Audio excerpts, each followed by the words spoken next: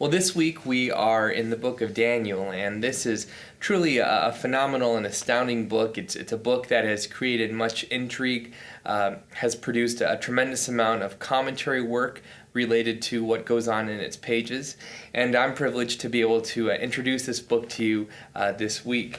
The book of Daniel is part of the writings of the Jewish scriptures. The Jewish scriptures are divided up into various sections, and Daniel falls in the writings.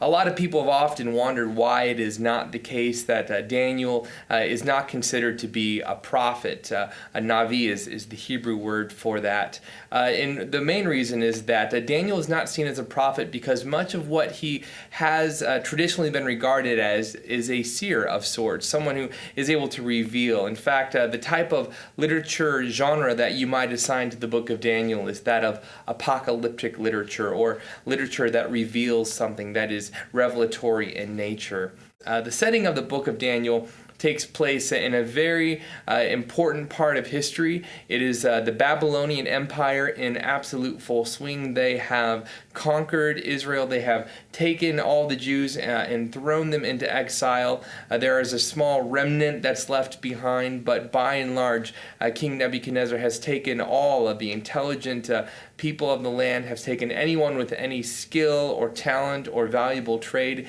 and shipped them off to Babylon. And so we enter into the story at that point. I want to explain to you possibly three main ways to look at the book, the three P's of Daniel, if you will. And the first is persecution. We meet right away in the book of Daniel three young men, Shadrach, Meshach, and Abednego. And those names might be familiar to you, and they might not be. Shadrach, Meshach, and Abednego are like Daniel, the young man. They're very talented young men. They're people who were obviously intelligent enough and valuable enough to the Babylonians to be brought over into the land. And we see right away that the people who want to stay faithful to Yahweh, who want to stay faithful to God, are immediately subjected to intense persecution and pressure to abscond and abandon their ways that they have traditionally held back in the land of Israel, and instead adopt customs that were held by the Babylonians. And so let me read to you this passage from the book of Daniel that holds, I think, one of the most powerful lines in the entire story. It comes to us from the book of Daniel, chapter 3, starting in verse 13. Shadrach, Meshach, and Abednego have absolutely refused to bow down before the statue, and the scripture says this: Then Nebuchadnezzar, in furious rage, commanded that Shadrach, Meshach, and Abednego be brought in, so that they brought those men before the king. And Nebuchadnezzar said to them, Is it true, O Shadrach, Meshach, and Abednego, that you do not serve my gods, and you do not worship the golden statue that I have set up? Shadrach, Meshach, and Abednego answered the king, O Nebuchadnezzar, we have no need to present a defense to you in this matter. If our God, whom we serve, is able to deliver us from the furnace of blazing fire and out of your hand, O king, let him deliver us.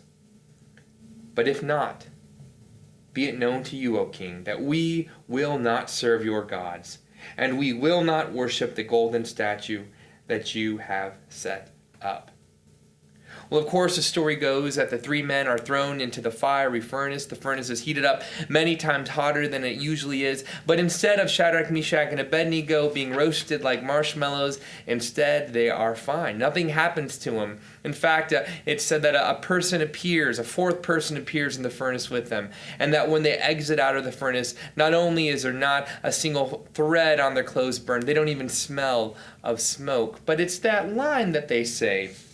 That line in verse 17, If our God whom we serve is able to deliver us from the furnace of blazing fire and out of your hand, O king, let him deliver us. But if not, be it known to you that we will not serve your gods, and we will not worship this golden statue that you have set up. There's this tremendous sense that even in the midst of persecution, the true and faithful people of God remain trusting in the everlasting arms of God. Well, the second P that we move on to is politics.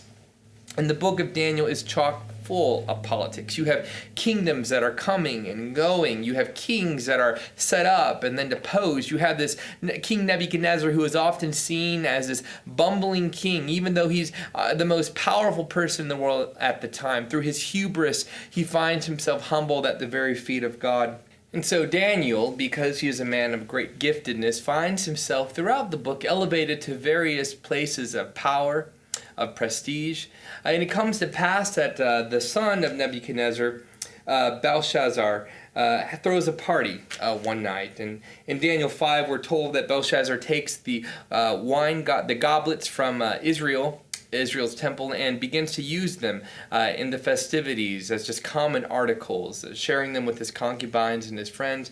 And in Daniel chapter 5, it says, "Immediately the fingers of a human hand appeared and began writing on the plaster of the wall in the royal palace next to the lampstand. The king was watching the hand as it wrote, and the king's face turned pale, and his thoughts terrified him. His limbs gave way, and his knees knocked together.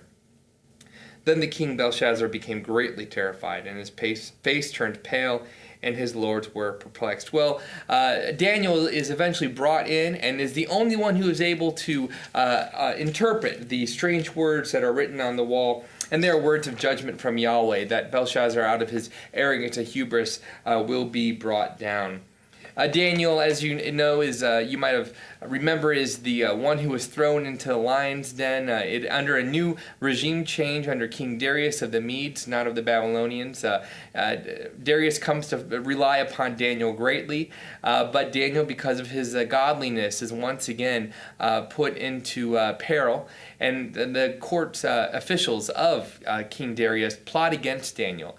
And as a result, they convince the king to enact a law where anyone who worships a god other than Darius, the image of the king, will be thrown into a den of lions. And Daniel, because he is faithful, because he exemplifies that paradigm of fidelity to God, like Shadrach, Meshach, and Abednego, is thrown into the den of lions. But the lions' mouths are shut, and as a result, instead of a horrific story, we now have things to celebrate. We even have toys that are made now to celebrate the idea that Daniel was in the lion's den, but that the lions didn't lay a paw on him or chew him up for dinner. So there's a tremendous amount of politics in the book of Daniel. And finally, there's a lot of what I would call revelatory nature or prophecy. Prophecy can have many definitions. Oftentimes people think it is being able to look out into the future and prophesy what will happen, foresee what will happen.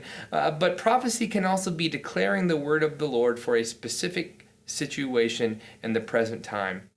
And of course, in the book of Daniel, perhaps most famously in chapter 7, there is a section where Daniel talks about someone whom he describes as the Son of Man.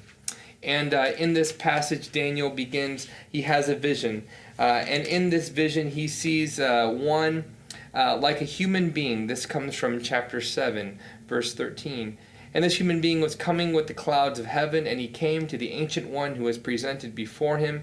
To him was given dominion and glory and kingship, that all peoples, nations, and languages should serve him. His dominion is an everlasting dominion that shall not pass away, and his kingship is one that shall never be destroyed." So there is this sense that even in the midst of the hardship, even in the midst of all this political intrigue and persecution, that the Lord will yet send a deliverer, that God has not abandoned God's people, and that in the end things will be set right by the Ancient of Days. And so if we were to say that this book was perhaps even written as late as 165, around the time of Antiochus Epiphanes, we might be able to say that then Daniel is a book that presents the people of that day with an encouragement, with a prophetic word to say, even though there are so many terrible things happening around you, even though Antiochus has begun persecuting people around Israel for worshiping God, even though Antiochus has prevented people from worshiping God in the way that was prescribed, we should not fear, we should not give way, we should not capitulate or give up hope, because in the end God will set things right.